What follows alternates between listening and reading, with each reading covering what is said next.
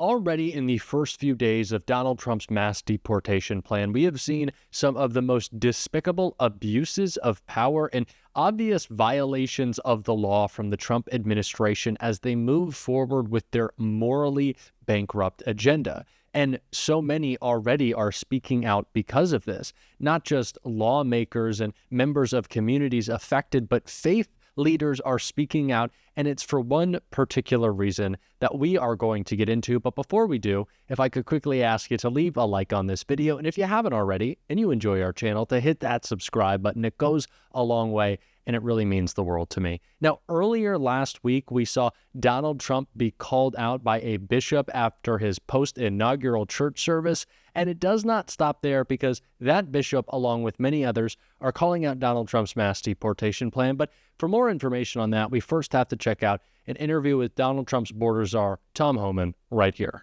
I want to go back to who you're deporting. Aside from the long list of executive actions, the administration said it will no longer tell ICE agents they have to avoid sensitive locations, including schools, hospitals, churches. Benjamin Huffman, the acting Homeland Security Secretary, said in a statement, criminals will no longer be able to hide in America's schools and churches to avoid arrest. What criminals are hiding in schools? Look, middle schools, elementary schools. You going to go into those? How many MS-13 members are the age of 14 and 17? Many of them. So, look, if it's a national security threat, public safety threat, and what you need to understand is a case by case. Name another agency, another law enforcement agency that has those type of requirements that they can't walk into a school or a doctor's office or on a medical campus. No other agencies held to those standards. These are well-trained officers with a lot of discretion, and when it comes to sensitive location, there's still going to be supervisory review. So it's not like it's an open issue, but ICE officers should have discretion to decide if a national security threat or a public safety threat in one of these facilities, then there should be an option for them to make the arrest. But someday you could go into those schools and grab people who are just in the country illegally. On a case-by-case basis, depending who they are, what the circumstances are. It's never a zero game. You know that this creates fear in the immigrant community.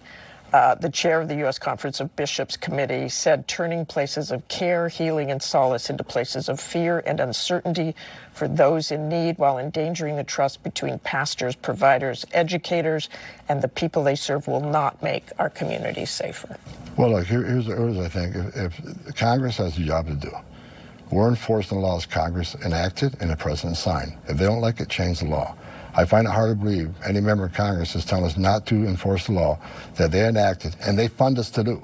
But opening up to anyone who's in the country illegally and going into schools and grabbing them, does that, kids, adults? The message needs to be clear. There's consequences for entering the country illegally.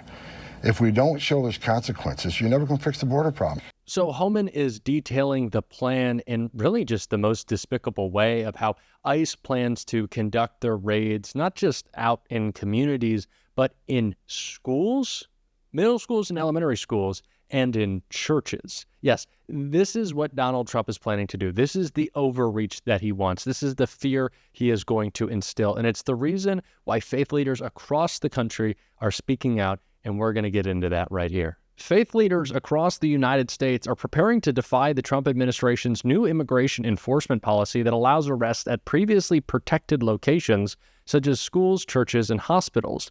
The policy reversal announced earlier this week has stoked fear in migrant communities as the president warns of immediate mass deportations. But these faith leaders speaking up has enraged Donald Trump and his vice president, J.D. Vance, who questioned the motives of the U.S. bishop's criticism of Donald Trump's new immigration policy in a January 26 interview, including raids on churches and schools, asking if they are actually concerned about receiving federal resettlement funding and their bottom line. ICE raids of schools, of churches, this is the fear that this Trump administration wants to be instilling. It is so sad to see what communities are already dealing with because of these raids, and we need to be equipped with the tools to fight back against them. That is why I am so glad to be bringing in someone who has spent years, 15 years, as a public defender in Eliza Orlins, a social media star, a reality TV star as well, but we will get into that when there is less pressing news to cover. Eliza, thank you so much for joining the show today. Absolutely. Thanks for having these important conversations. Yeah. Well, as we recently saw and you discussed all across your platforms, which I recommend everyone go follow Eliza on, a U.S. citizen and veteran was recently detained in a New Jersey ICE raid. And it is so sad to see what has already happened in the first few days as these raids have been carried out. But in the long run, over the next 4 years, how much more unlawful detention can we expect? And what do communities need to do to prevent these actions going forward? Well, unfortunately, I think that we should be expecting to see more of these unlawful detentions as ICE continues to act with it, with broad enforcement discretion and minimal oversight. These raids disproportionately target communities of color and often violate constitutional rights, but it's been made clear that they don't care. And so I think that we need to advise communities of how to know their rights, how to understand what they can do to protect themselves and their families, and how to connect with local groups and organizations and attorneys who can, help them out. Yeah, absolutely. And speaking on very, specific families, we have already seen ICE raids, as I discussed, as Tom Homan was talking about in the interview that we just watched a few minutes ago, how ICE raids are going to be happening in churches and schools. What advice would you give to grandparents or parents who are sending their kids to school unsure whether or not there will be ICE raids, whether Donald Trump's federal agents, we saw Secret Service agents in schools in Chicago. What information did those kids need to be equipped with? It's so sad that we now have students who just want to go to school and be with their friends and try to have a positive learning environment, having to be worrying about ICE raids and school shootings. But what information do parents and grandparents need to be equipping their students with to make sure that they're protected? Well, it's understandable that parents are worried. I mean, the fact that Trump has now allowed ICE agents to go into schools and daycare centers, I think is abhorrent and truly will not just harm any students who are here who are the family members of potentially undocumented individuals, but it will traumatize all children. Everyone should be Mhm. pushing back against these, cruel and horrible policies. But for all children, it's important to kind of teach them to help them understand their rights in a digestible way.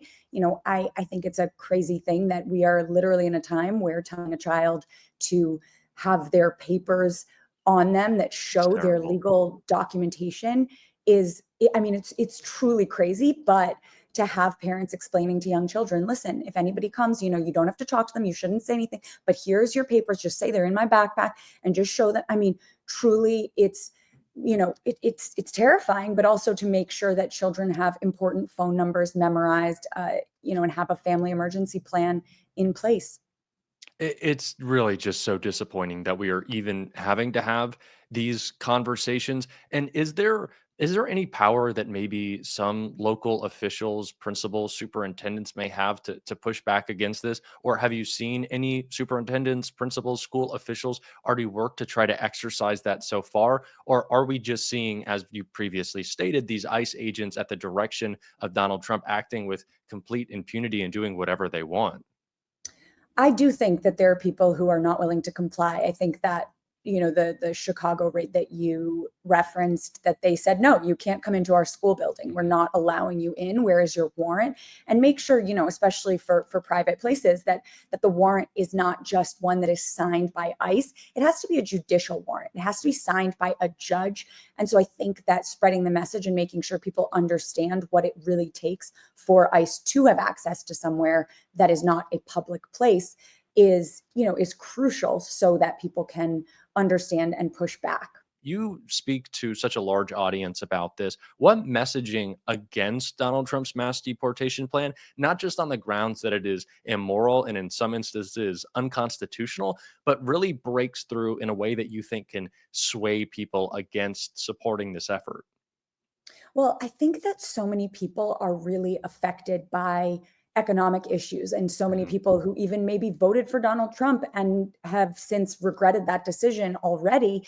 But they will really see the impact. They thought, oh, this is someone who's going to lower the price of my groceries or make things, more affordable because, the price of eggs we heard all about. But so many of Trump's policies are going to make your everyday goods so much more expensive, not to mention your everyday labor. I mean, all of these mass deportations will truly destroy our economy. We're talking about farm workers. We're talking about restaurant workers.